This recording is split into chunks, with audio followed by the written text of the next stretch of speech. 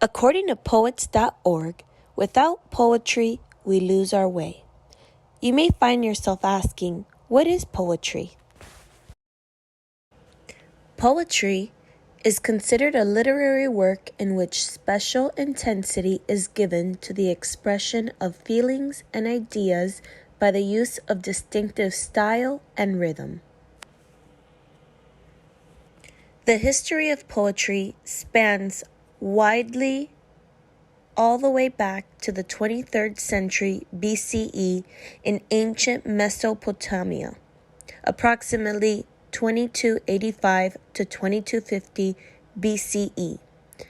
Enheduanna is the world's first known author, or is widely considered to be so. She was a woman who lived in the 23rd century BCE in ancient Mesopotamia. She is a remarkable figure, an ancient, quote, triple threat, quote. She was a princess and a priestess, as well as a writer and poet. Enheduanna may have been the first known author, but she certainly was not the last. According to an article from the Master Class, quote, from Melville and Tolkien, voluminous tales of ancient heroes embarking on lengthy journeys are common in prose literature. But before they were documented in prose, these lengthy narratives fell into the domain of epic poetry. Epic poetry is from the ancient world where epics were written for dramatic use, whereas lyric poetry was of a personal nature and depended not on characters and actions, but in addressing the listener directly. Most poems were recited or sung and portrayed the state of mind of the poet. Lyric poetry maintained a small but dedicated following in the Hellenistic world, especially from the 7th century BCE and in the Greek-speaking Mediterranean, with a focus in Alexandria. It was relatively uncommon in the Latin world, although it was popular in China, Japan, and Persia. Throughout this course, we have learned the various advantages and disadvantages that accompany the coming of age of technology. We have made substantial advancements in the delivery of the movie as media. From antennas to digital, it does not change the fact that the purpose of the movie remains the same. The movie itself is media that seeks to make a connection with the audience. As we have learned in this course, it is not the medium itself that matters as much as the message. The purpose of this video is to explore the reason behind which such an ancient form of media is still being used in today's new media, aka the movie. Don't believe me? Let's take a look at how the ancient form of poetry is still used in today's new media. We can start with an older film. The year is 1999. Julia Stiles as Kat Stratford in the famous 10 Things I Hate About You. As she stood behind the classroom's podium and uttered the most professing, tear-jerking poem, the perfect closure to the movie. Through the medium of a poem, she was able to invoke an emotional effect on the viewer.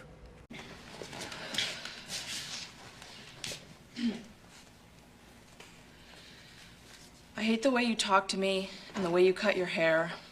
I hate the way you drive my car. I hate it when you stare. I hate your big dumb combat boots and the way you read my mind. I hate you so much it makes me sick. It even makes me rhyme. I hate it.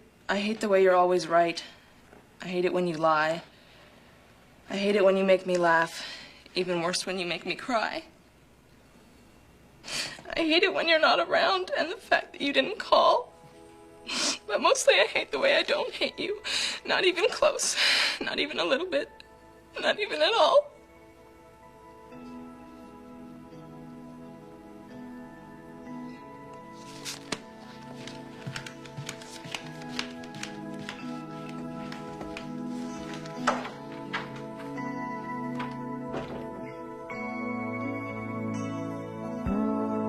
Okay, you may be saying, well, that was 1999.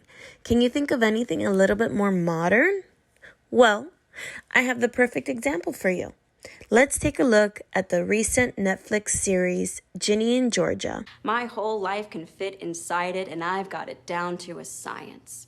I can pack my entire identity in an hour, because where there's roots, there's power, but I'm all topsoil. My blood runs like water and oil refusing to stick. This movie and this poem in particular is meant to convey Ginny's feeling of never really fitting in due to the fact that she's of a multiracial background. Through the medium of a poem, I believe that she's able to accurately reflect those emotions and therefore invoke those feelings in the audience. In Walter Benjamin's The Work of Art in the Age of Mechanical Reproduction, he writes that it is not surprising that it should be a dramatist such as Pirandello who, in characterizing the film, inadvertently touches on the very crisis in which we see the theater.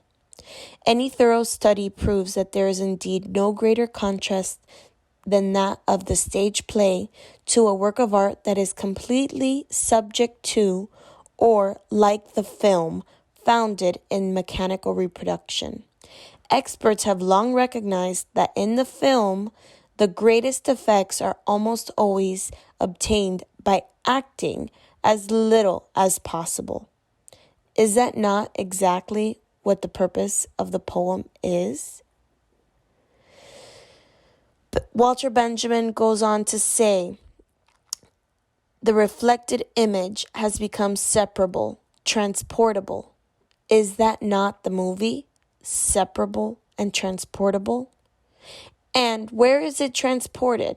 Benjamin says, before the public. Never for a moment does the screen actor cease to be conscious of this fact.